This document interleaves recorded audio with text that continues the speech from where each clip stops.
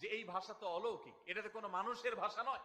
দোয়ার ভাষ্য লক্ষ্য করেন, আল্লাহ শিক্ষা দিচ্ছেন আমাদেরকে, রব্বানা হাবলানা মিন আজওয়াজিনা ওয়া যুররিয়াতিনা কুররাতা আয়ুন, হে আমাদের রব, আমরা আপনার কাছে এমন স্ত্রী চাই, এমন সন্তান চাই, এমন পরিবার চাই, যেই পরিবারের সদস্য আমার স্ত্রী, আমার সন্তানরা আমার নয়ন জুড়াবে, আমার চোখ জুড়াবে, এরকম মানুষ চাই। একটু ভাষাটা লক্ষ্য করুন। আমরা সাধারণত দোয়া করলে কি চাই?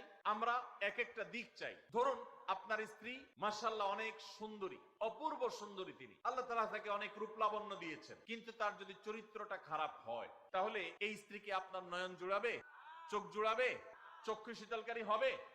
আপনার স্ত্রীর চরিত্র ভালো, দেখতে শুনতেও মাশাআল্লাহ সুন্দর, কিন্তু পড়ালেখা নাই, বুদ্ধি শুদ্ধি নাই, একটু বেকুব কিসিমের, তাহলে কি আপনার চোখ জুড়াবে, ভালো লাগবে? আপনার স্ত্রী শিক্ষা দীক্ষাও আছে, জ্ঞান গরিমায় মাশাআল্লাহ তিনি ভালো, রিচ, সমৃদ্ধ, আবার চেহারা সুন্দর, আবার তার মধ্যে